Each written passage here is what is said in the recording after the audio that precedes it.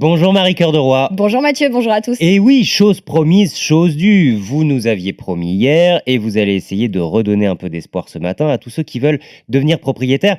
Vous nous dites qu'on peut de nouveau négocier les prix. Et oui, enfin une bonne Ah. nouvelle dans ce monde terrible. Les acheteurs sont bel et bien en train de reprendre un peu de pouvoir sur les vendeurs. Le net ralentissement des ventes sur le marché immobilier, il est clairement en train de redonner des marges de négociation aux acquéreurs. Pour le premier trimestre, le réseau Orpi constate une baisse de 2,5% entre le prix affiché au départ et ceux actés à la fin.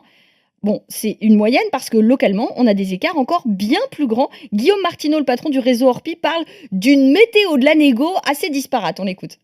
On a une météo, par exemple, qui va d'Antibes-Reims, qui sont deux villes, par exemple, où on a eu une augmentation des compromis sur ce premier trimestre, mais aussi une augmentation de la négociation. Donc ça, c'est assez curieux.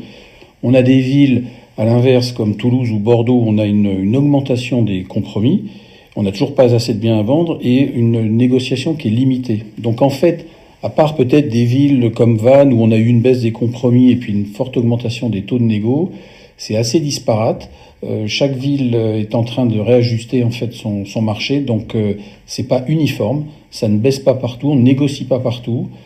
C'est en fonction du marché, peut-être des augmentations qui avaient peut-être été un peu fortes et c'est en train de se réajuster. Bon alors, si j'ai bien compris Guillaume Martineau, Marie, vous m'arrêtez si je me trompe, c'est un peu l'arroseur arrosé. C'est là où les vendeurs avaient été les plus gourmands qu'on peut aujourd'hui négocier le plus. Exactement. Et d'ailleurs, Guillaume Martineau cite Antibes notamment. C'est la ville en fait où on peut négocier aujourd'hui les plus fortes baisses de prix. On est sur une marge de négociation de près de 5,5% contre moins de 2% en fin d'année dernière. Alors ça a l'air de rien comme ça, mais 5,5% de baisse de prix, c'est pas complètement neutre pour beaucoup de ménages. À Antibes, par exemple, le prix d'un logement de 75 mètres carrés peut passer de 345 000 euros environ à moins de 327 000 euros. Ça peut représenter donc une baisse de prix importante.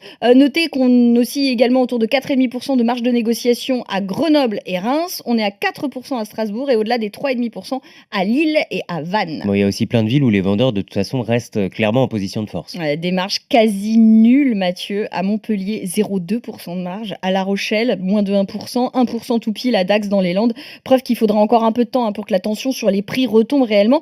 Notez que les grandes villes font aussi toujours partie des villes où les marges de négociation sont les plus faibles, autour de 2,5% à Paris et à Lyon et 2% à Marseille et Bordeaux. Mais attention, dans ces villes, les prix sont tellement élevés que 2% de baisse de prix. C'est déjà beaucoup. Eh bien oui, en valeur, c'est un gain considérable. À Paris, par exemple, si on reprend notre exemple d'un 75 mètres carrés, en négociant, vous pourriez économiser presque 20 000 euros. Vous passerez d'environ 750 000 euros à 730 000 euros. Donc ça reste intéressant de négocier, même avec une faible marge. Alors comment on fait? Les conseils de Marie-Cœur de Roy pour bien négocier avec les vendeurs, il faut être attentif à quoi? Alors, premier élément à regarder, c'est la durée de mise en vente du bien sur le marché. Dans une ville tendue, si le logement il est en vente depuis plus d'un mois, c'est ce que me disait le patron C'est d'Orpi, que c'est trop cher. c'est qu'a priori, il y a un problème et il y a clairement une possibilité de négocier. Puis surtout, au bout d'un moment, le vendeur, il a vraiment envie de vendre. Deuxième critère, c'est l'enjeu énergétique. Là aussi, je vous en parle beaucoup sur RMC. Système de chauffage, isolation, fenêtre et évidemment, la note que vous allez avoir sur le fameux DPE, diagnostic de performance énergétique. Moins le logement que vous convoitez sera performant, plus vous pourrez négocier. Enfin, et là aussi, on en avait parlé à l'antenne, l'éloignement du bien que vous allez acheter. Avec l'augmentation des coûts du carburant, si le logement nécessite beaucoup de trajets pour aller dans les commerces, pour aller dans les écoles, etc., vous pouvez en faire un argument de négociation avec le vendeur.